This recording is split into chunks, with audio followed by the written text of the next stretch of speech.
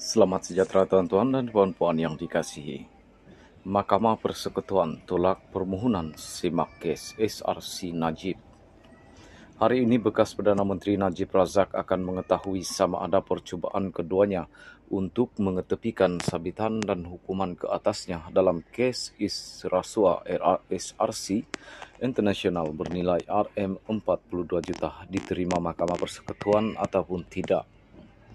Mahkamah Persekutuan tolak permohonan saman kes SRC Najib pada jam 9.51 pagi. Panel Hakim Mahkamah Persekutuan dipengerusikan Hakim Besar Sabah dan Sarawak Abdul Rahman Sabli menolak permohonan semakan Najib Razak terhadap sabitan dan hukuman terhadapnya dalam kes rasuah SRC Internasional berjumlah Rm42 juta.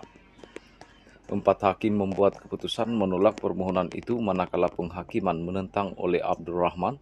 Kumpulan hari ini selari dengan keputusan yang dibuat 23 Ogos tahun lalu oleh panel hakim yang mempengerusikan Ketua Hakim Negara Tengku Maimun Tun Mat yang mengekalkan sabitan bersalah dan hukuman penjara 12 tahun dan denda Rm210 juta terhadap Najib. Hakim Tengku Maimun buat keputusan betul 9.43 pagi. Hakim Mahkamah Persekutuan Vernon Ong bagi pihak panel 5 hakim berkata, Ketua Hakim Negara Tengku Maimun Tun Mat membuat keputusan yang betul apabila tidak menarik diri daripada mendengar rayuan Najib tahun lalu. Terpulanglah pada mahkamah untuk benarkan Hisam tarik diri. Pada jam 9.38 pagi, Hakim Mahkamah Persekutuan Vernon Ong bagi pihak panel 5 hakim berkata, terpulang kepada Mahkamah Persekutuan sama ada untuk membenarkan peguam Najib untuk menarik diri atau tidak mewakilinya.